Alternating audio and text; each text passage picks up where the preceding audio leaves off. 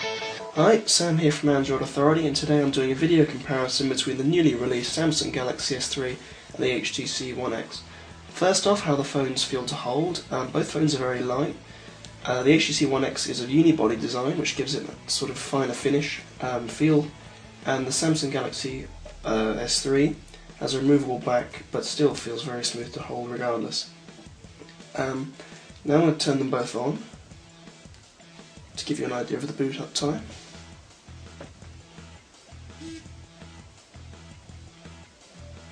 The Galaxy S3 has a 1.9 megapixel front-facing camera, the HTC One X has a 1.3 megapixel front camera. Both have 8 megapixel rear-facing cameras, and both have the new burst shot feature. The screen on the One X is 4.8 inches with 1280 by 720 pixels, and the Samsung Galaxy S3 has the same amount of pixels spread across 4.9 inches. As it says here, the One X has Beats audio, whilst the S3 only has a single speaker. And as you can see, the S3 boots up using TouchWiz much faster than Sense 4. There we go, give them a moment to settle.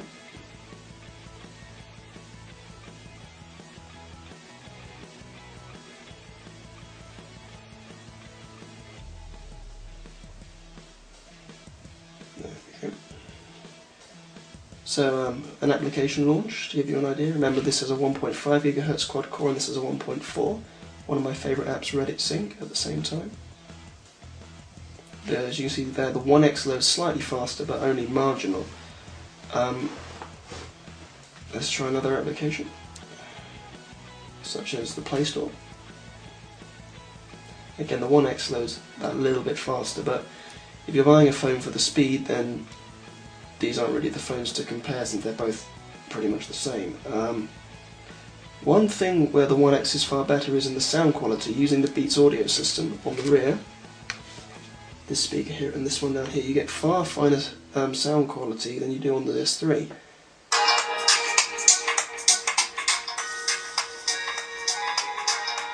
Let's play a sample.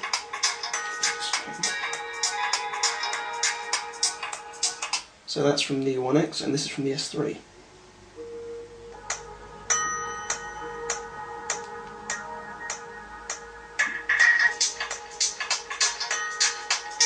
Slightly tinnier, not quite as clear as it is on the One X.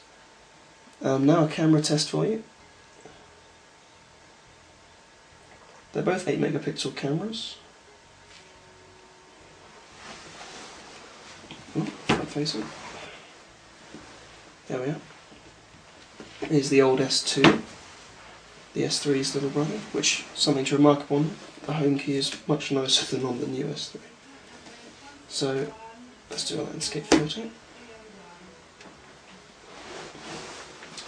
Take care of this pattern on the table.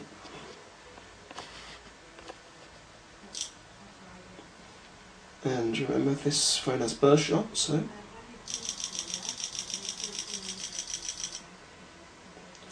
I took about 30 photos in one there. Very useful for any situation where you need to take several photos at once. It also has the best shot feature, where it, I think, automatically detects which was the best and then saves it for you and deletes the others. Or does it? Yep, deletes the other ones. Similarly, on the S3, you have a burst shot feature which doesn't rest under the same button on screen as the single shot. You have to select burst shot separately. You can turn on best photo, and as you can see, instead of making the sound, it just takes 8 photos with a progress bar on the bottom. Once it's taken and you click OK, it doesn't choose it automatically for you. It recommends it, but you then still have to select the one which it deems best and click Done to save it.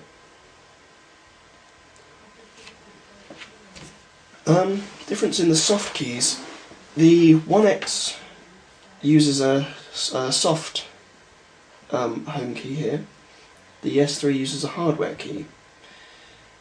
Normally I'm in favour of hardware keys, however The S3 isn't. They did in my opinion, a very bad home key. It's very plasticky, very tacky, and it springs back rather poorly. In my opinion, on the turn on this one. Turn on this one. Try again. There we go. Go away. Network error.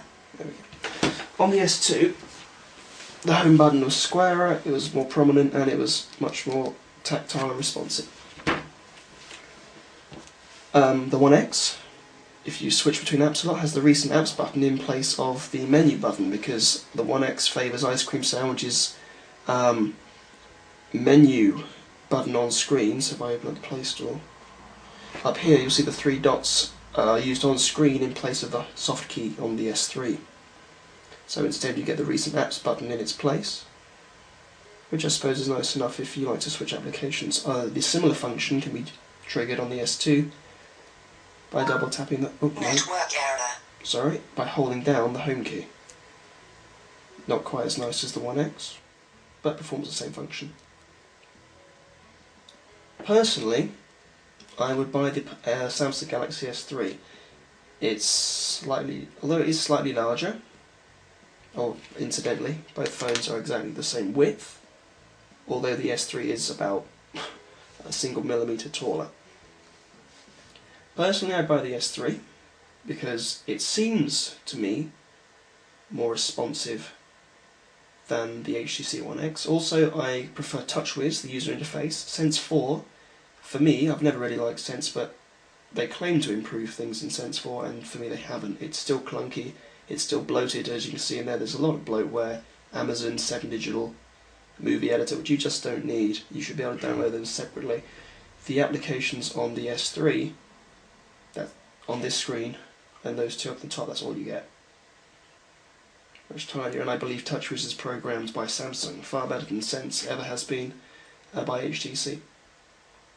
So that concludes my video comparison. Thank you for watching.